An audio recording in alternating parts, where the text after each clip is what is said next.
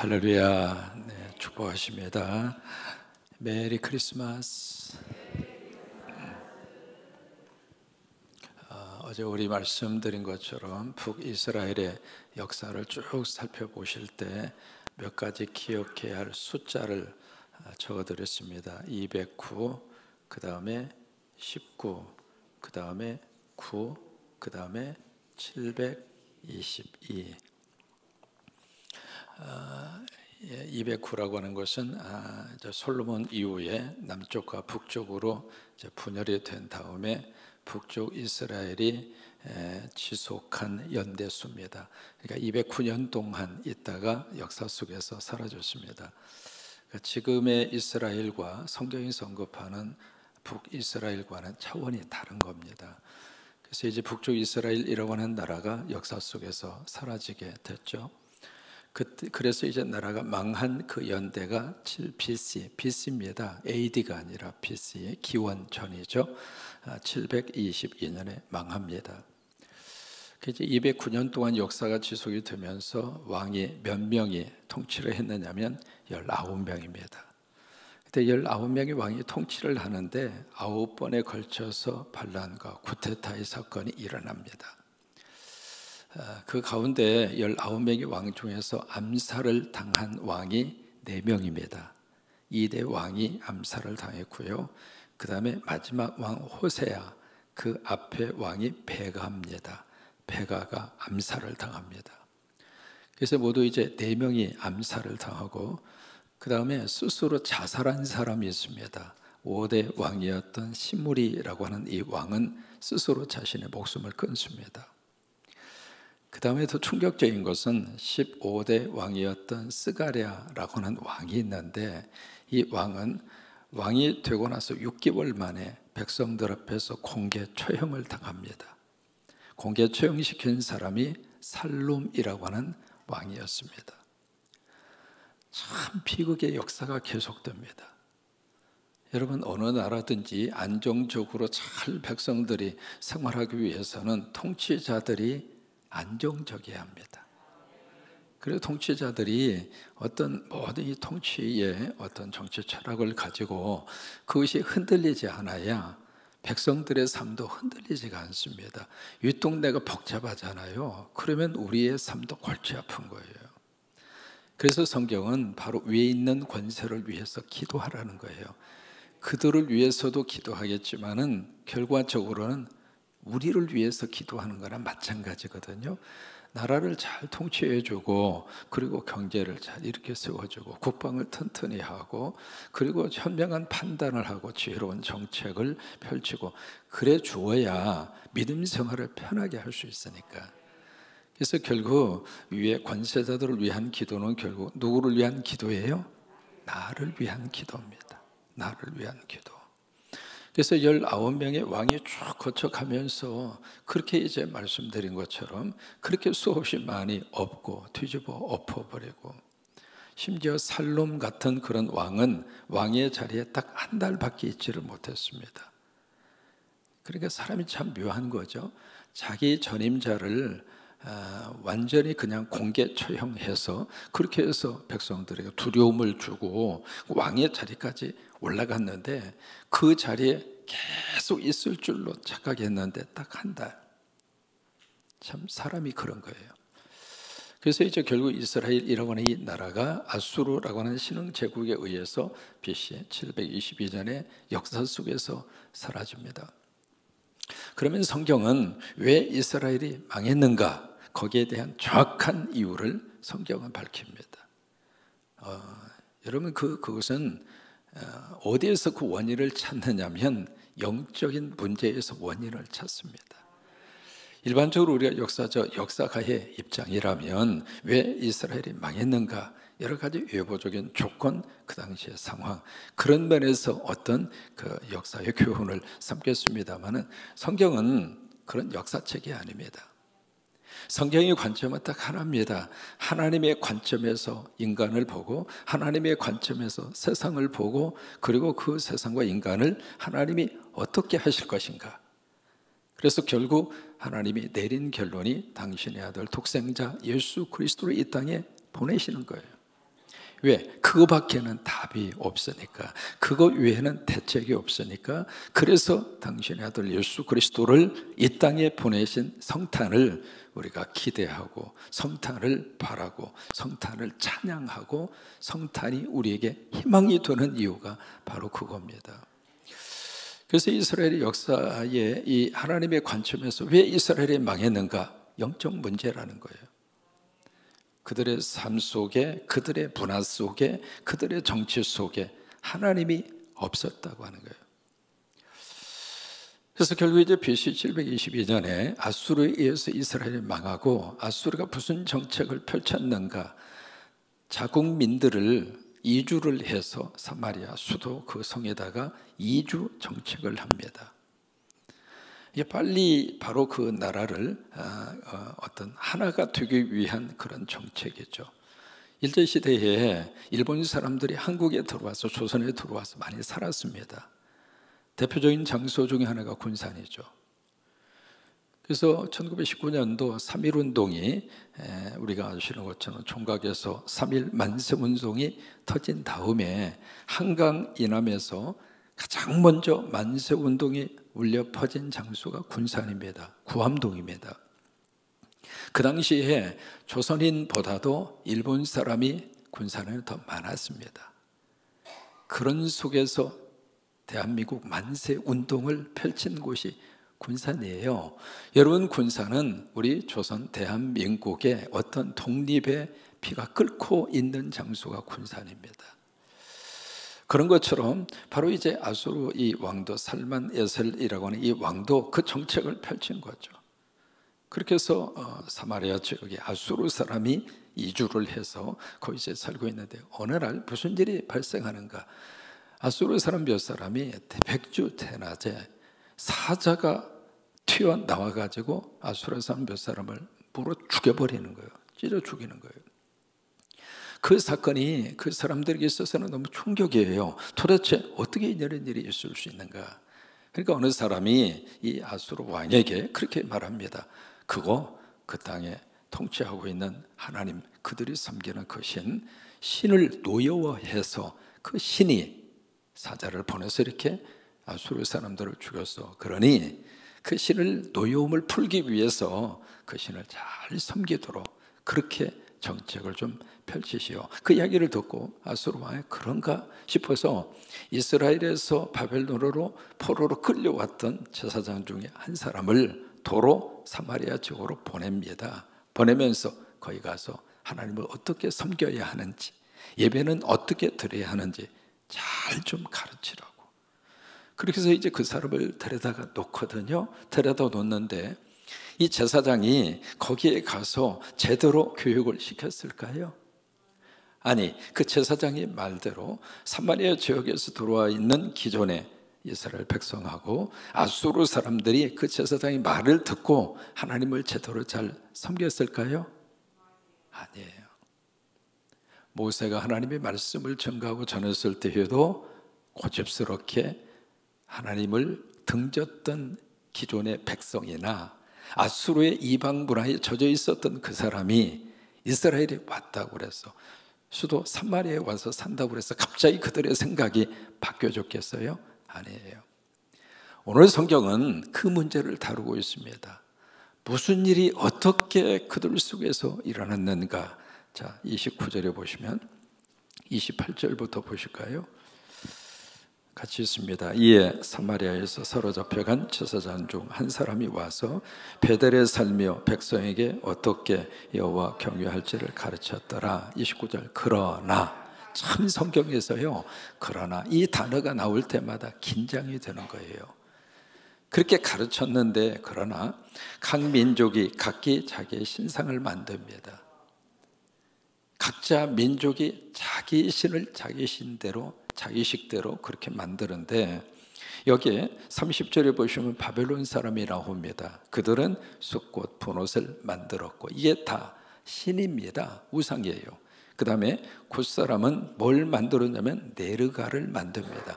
여러분, 이 네르갈 발음이 유심해서 보시기 바랍니다. 이 네르갈이라고 하는 여기에서 뭐가 나오는가? 데몬입니다. 데몬. 데몬이라고 하는 말이 무슨 말인가? 사탄이라고 하는 뜻입니다. 사탄. 그러니까 여기에 그 사람들이 사탄을 만든 거예요. 그 다음에 하맛 사람들은 아시마를 만들어요. 지금 물건 만드는 게 아닙니다. 자기들이 섬기는 지금 신을 만들고 있는 거예요. 그 다음에 31절에 아와 사람들은 니바스와 다르다들을 만들었고, 참 발음하기도 힘들죠. 이런 신을 만들고, 스발와임 사람들은 자녀를 불살라 그들의 신 아드람 멜렉과 아남 멜렉, 여기 멜렉이라고 하는 말이 나오죠. 멜렉, 이 멜렉이 성경에서는 몰렉으로 나오는 겁니다. 그 신을 그들에게 드렸으며, 자 보실까요? 30절부터 31절까지 5개 인종이 5개 각기 자기들이 섬기는 신을 만듭니다. 각자 자기 나름대로의 신을 쭉 그렇게 만든 거예요. 그 다음에 여기에 32절입니다. 같이 한번 읽습니다. 그들이 또 여호와를 경외하여 자기 중에서 사람을 산당의 제사장으로. 자 보세요. 그들이 누구인가? 신은 자기 신대로 섬겨요. 섬기면서 제사장이 이렇게 하라고 그러니까, 아 그래? 아 그러면 보험을 하나 더 들어야지. 이 신이 노여하면 사자가 와서 또 물어 죽을 거 아니야. 그러니까 이 신도 좀 달래줘야지. 신은 신대로 섬기면서 이 신 섬기면서 또 다른 신을 섬기는 거예요. 그런 식으로 지금 이 사마리아 지역에 있는 사람들이 바뀌어져 버린 거예요. 그래서 32절에 그들이 또 하나님도 섬기는 거예요. 주일날 교회 와서 예배 드리고 그 다음에 복잡한 일이 있으면 무당에게 찾아가고, 아니면 정 안 되면 아 당신 뭐가 씌워져서 굿하지 않으면 큰일 난다고. 굿도 작은 X의 굿을 해서는 효험이 없고 비싼 굿을 해야 한다고. 그 말을 듣고 아 그런가 보다, 큰일 났네, 그 노여움을 받으면 안 되지 싶어서 굿을 하는 사람하고 똑같다 이 말이에요. 여기도 잡고 저기도 잡고. 그 대표적인 사람이 누구인가? 일본 사람들입니다. 일본 사람들이 왜 그렇게 신이 많은가? 여러분, 일본이라고 하는 나라 자체가요, 신이 엄청나게 많습니다. 남학신, 집신, 잡신 할 것 없이 신이라는 신은 몽땅 갖다 놓은 대표적인 나라 중에 하나가 일본이고, 또 하나가 네팔입니다. 네팔 사람들이 섬기는 힌두교라고 하는 종교 자체가 그래요. 모든 것들 속에 신이 다 있어요. 어느 동네를 가든지 마을 입구 그리고 마을 곳곳에 거기에 촛불을 켜놓고, 그리고 뭐 빨간색, 뭐 파란색 뭐 꽃을 받치고, 아유 정신없습니다. 이제 그런 모습으로 지금 사마리아 지역 자체가 이렇게 변질이 된 거예요. 그래서 32절 처음부터 다시 한번 읽습니다. 그들이 또 여호와를 경외하여 자기 중에서 사람을 산당의 제사장으로 택하여 그 산당들에서 자기를 위하여 제사를 드리게 하니라. 자 보세요. 예배를 드리긴 드리는데 예배당이 아니라 산당입니다. 그 다음에 산당에서 누구를 위해서 제사를 드리는가? 자기를 위하여. 이게 종교입니다. 이게 우상입니다. 우상의 가장 포커스는 자기입니다. 우리 집에 화가 미치지 않고, 우리 자식이 어떤 해를 입지 않고, 어떻게 해서든지 자식 잘 되고, 그리고 우리 집이 일어날 수 있도록 모든 초점이 나입니다. 나를 위해서 가지는 종교는 우상입니다. 그래서 자기를 위하여 제사를 드리게 하니라 그예요. 그 다음에 33절에 같이 있습니다. 이와 같이 그들이 여호와도 경외하고 또한 어디서부터 옮겨왔던지 그 민족의 풍속대로 자기의 신들도 섬겼더라. 여호와도 경외하고 자기의 신들도 섬겼더라. 이게 지금 어떤 모습으로 좀 바뀌어졌는가? 바로 뭐 이거예요. 혼합 종교입니다. 혼합 종교의 형태로 완전히 변질이 되어버린 겁니다. 여러분, 믿음 안에서 저나 여러분이나 믿음의 순수함을 끝까지 끝까지 가지고 갔으면 좋겠습니다. 우리가 성경을 붙들었으면 성경만이 우리 인생의 답입니다. 성경 필사하신 분들 글씨 하나하나 볼 때마다 참 얼마나 정성으로 쓰셨을까. 그래요, 우리는 성경을 붙들고 삽니다. 성경 속에 인생의 길이 있고, 성경 속에 영생이 있고, 성경 속에 하나님의 축복이 있고. 여러분 믿으시면 아멘 한번 해보시죠. 우리는 그렇게 믿고 삽니다. 성경을 들던 손에 또다시 토종비결을 들고, 성경을 들었던 손에 불경을 들고, 성경을 들었던 손에 코란경을 들고, 우리는 그렇게 안 합니다. 이게 혼합 종교로 지금 변질이 돼버린 겁니다. 그러니까 이 모습을 보면서 그 다음 부분에 읽지는 않았습니다만은 제2차 판결문입니다. 이게 지금 그러니까 얻어 터지고 나라가 망하고 그 꼴이 됐는데도 지금 정신 못 차리고 있다 그 말이에요. 그래서 여기 34절부터 41절까지가 2차 판결문입니다. 하나님의 판결문이에요. 뭐냐면 34절에 그들이 오늘까지, 참 기가 막힌 말이죠. BC 722년에 나라가 쫄딱 망해서 그 꼴을 당했음에도 불구하고 그들이 다시 제자리를 찾지를 못한 겁니다. 그래서 오늘까지 이전 풍속대로 행하여 여호와를 경외하지 아니하며, 한번 쭉 따라 보시면서 찾으시면서 이렇게 혹시라도 펜이 있으면 한번 줄을 치시면서 따라와 주셨으면 좋겠습니다.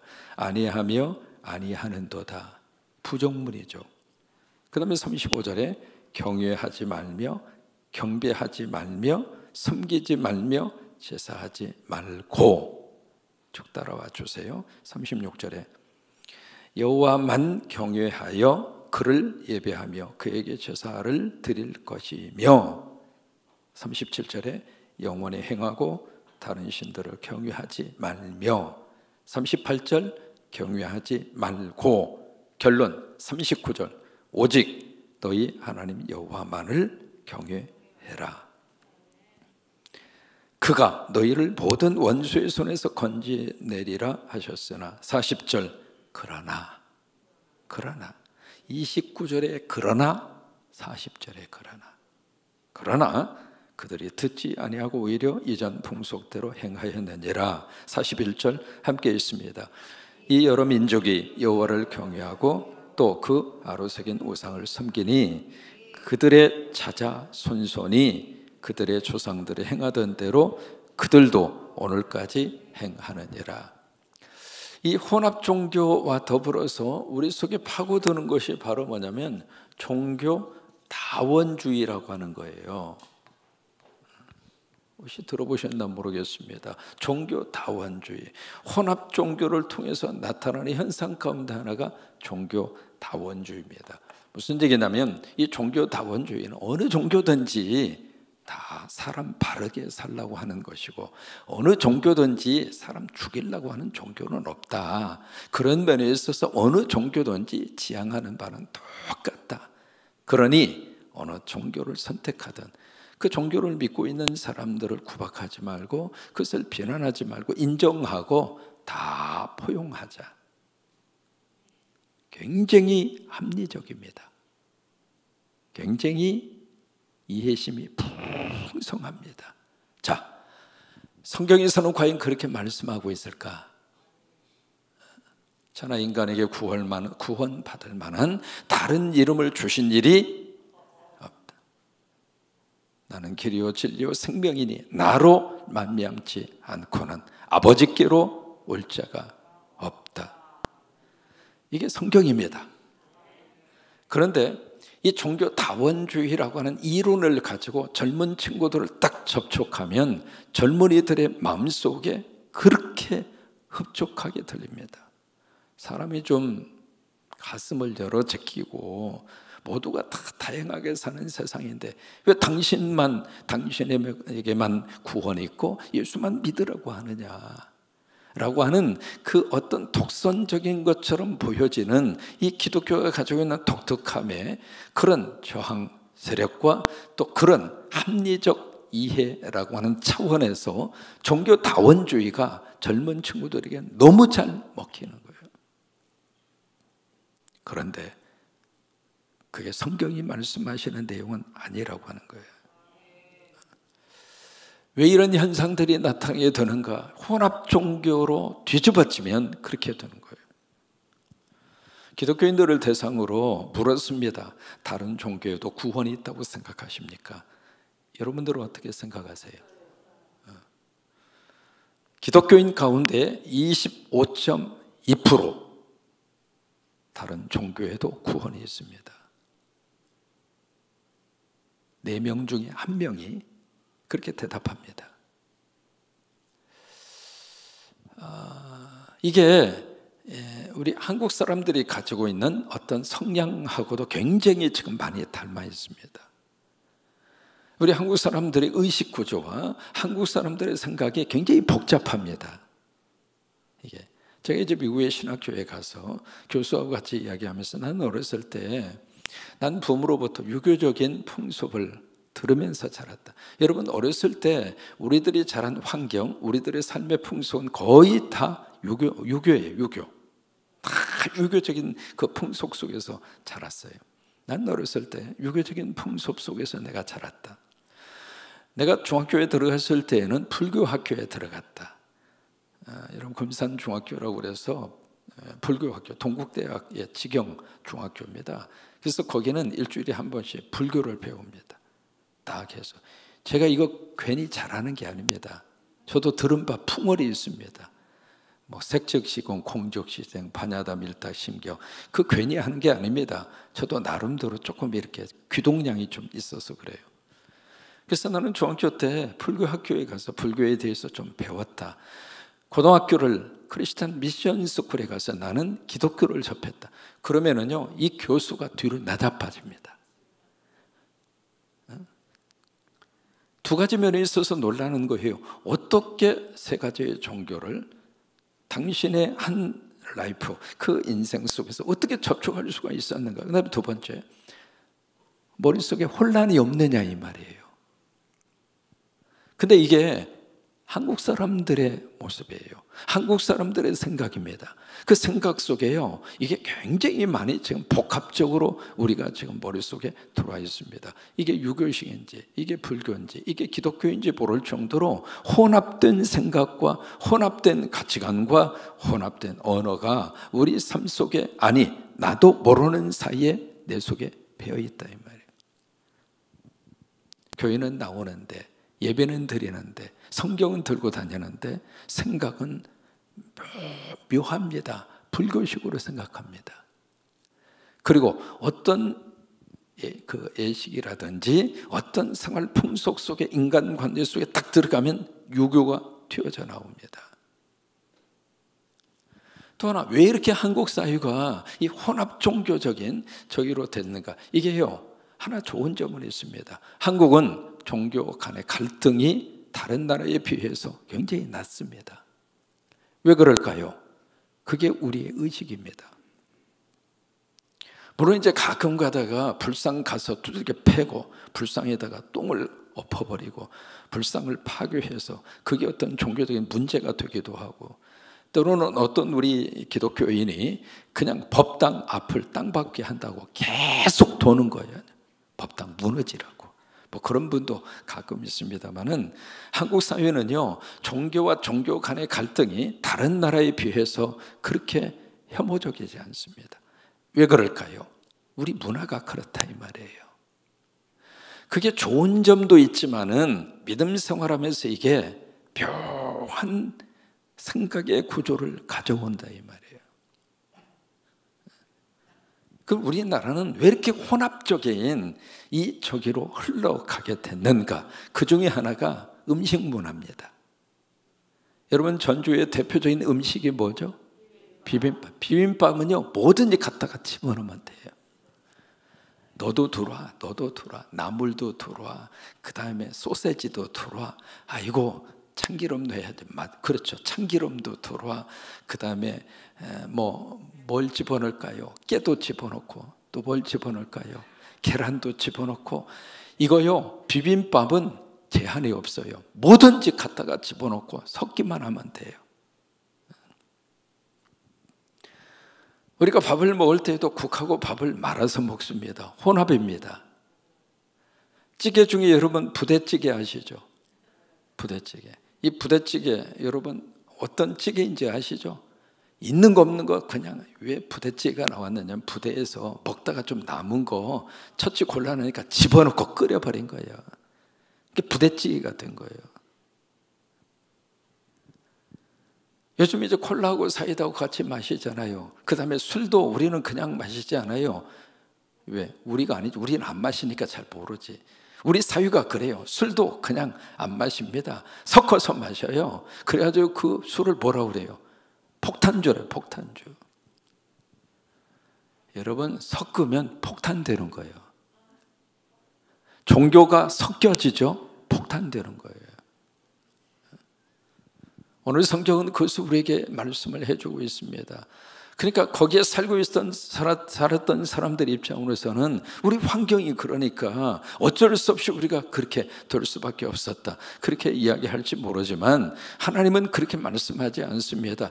환경이 어떤 환경이라 할지라도 너는 하나님 믿는 하나님의 백성이다. 섞이지 말라. 신명기 22장 5절에 보시면, 집에 가서 찾아보세요. 신명기 22장 5절, 그 다음에 신명기 22장 9절, 10절, 11절 말씀 찾아보세요. 가서 뭐라고 말씀하시는가. 심지어 남자는 여자의 옷을 입지 말 것이며 여자는 남자의 옷을 입지 말아라. 소하고 나귀가 함께 결의를 하여 밭을 갈지 말 것이며 양털과 배 옷을 함께 섞어 짜지 말아라. 왜 그래요? 양털은 겨울에 입는 옷이에요. 배옷은 여름에 입는 옷이에요. 여름과 겨울 옷이 어떻게 함께 섞어서 짤 수 있느냐 이 말이에요. 남성이 남성으로서 입어야 할 옷이 있고 여성은 여성이 입어야 할 옷이 있는 거지. 여성이 남성의 옷을 따라가고 남성이 여성의 옷을 따라가서 이게 남자인지 여자인지 여자인지 남자인지, 이것은 하나님의 창조의 질서를 깨는 거란 말이에요. 그래서 딱 봐서 남자는 남자 같은 모습이 나타나야 정상이에요. 이게 남자인지 여자인지. 남자가 화장을 너무 진하게 해가지고 꼭 여자 같기도 하고, 근데 가슴은 별로 나오지도 않고, 그래서 남자요 여자요 가서 벗겨보지 않으면 알 수가 없는 거예요. 뒷모습으로 보면 꼭 남자 같은데 앞을 보면 남산이 나와 있으니까 여자지. 이미 신명기 22장 말씀에 성적인 아이덴티티, 이것을 놓치지 말라 이 말이에요. 좀 길어졌습니다만은 지금 우리 사회가요, 지금 오늘 성경에서 말씀하시는 이 혼합주의, 그 다음에 종교다원주의가 우리 속에 지금 쫙 하고 돌아 있습니다. 교회 안에 있으면서도 이게 성경에서 말씀하시는 내용인지, 내가 어렸을 때도 배워왔고 부모로부터 내가 배워왔던 유교의 사고방식인지 불교적인 개념인지 없어지는. 제가 목회하면서 가장 이것이 심한 것이 관혼상제입니다. 아프리카 나포의 부활동산을 통해서 우리 예수 믿는 사람은 죽음도 하나님이 말씀하시는 성경의 입장으로 죽음도 이해하고, 돌아가신 분들을 천국 보낼 때에도 성경이 말씀하시는 기초 위에서 잘 보내드리고, 묘지도 부르고, 모든 것들이 기독교적인 개념으로 기독교적인 문화로 바뀌어져야 된다 이 말이에요. 그래야 이게 믿음의 뿌리가 흔들리지 않고 순수성을 가지고 믿음을 끝까지 그렇게 지켜갈 수 있어요. 그래서 하나님이 주신 나포의 부활동산을 남들이 부러워할 정도로 꾸미고 싶은 거예요. 아, 기독교인들은 죽음의 문화도 저렇게 부활로 해석하고 부활로 받아들이고, 가는 사람도 그러고 보내는 사람도 그렇고, 아, 죽음 이 자체, 죽음 이후의 세상이 너무 멋진 세상이, 그것을 어떻게 우리가 표현할 수 있을까? 예배를 통해서도 표현을 하지만 묘지를 통해서도 우리가 표현해 보자 이 말이에요. 기독교식으로. 앞으로 이것을 많이 해가야 돼. 하루아침에 바꿔지진 않아요. 그러나 해야 합니다. 해서 이게 하나님께서 순수한 복음을 가지고 하나님이 우리를 구원하셔서 하나님의 자녀 삼아 주시고, 그리고 하나님의 믿음 안에서 흔들리지 말고, 이신으로 갔다가 이 신이 아닌가 봐, 그러면 남학신으로 갔다가 남학신 신어보니까 이것도 아닌 게 배우고, 고무신으로 갔다가 고무신 신어보니까 이것도 아닌 게 배워, 그래가지고 다시 그냥 집신으로 갔다가 아이고 집신 신어보니까 또 이것도 아닌 게 보다 해서 이신 저신 잡신 섬기는 우리가 아닙니다. 하나님을 섬깁니다. 믿음의 순수함과 복음의 아름다움을 가지고. 그래서 목사님들의 책임이 굉장히 큽니다. 저는 한국을 떠났다가 왔잖아요. 와보니까 보이는 거예요. 여기서 계신 분들은 잘 안 보이는 것이 제 눈에는 보인다 이 말이에요. 왜? 20년 떠나 있다가 한국에 돌아보니까 한국을 다시 삼자 입장에서 볼 수 있는 그게 좀 있는 거예요. 바꿔야 돼요. 나도 모르는 사이 혼합 종교 속에 지금 많이 잊혀져 있고, 종교 다원주의의 영향을 너무 많이 지금 받고 있기 때문에, 그런 속에서 우리가 다시 한번 신앙으로 딱 서서 성탄 예수님의 거룩한 복이 우리 안에 충만하시기를 주의 이름으로 축원합니다.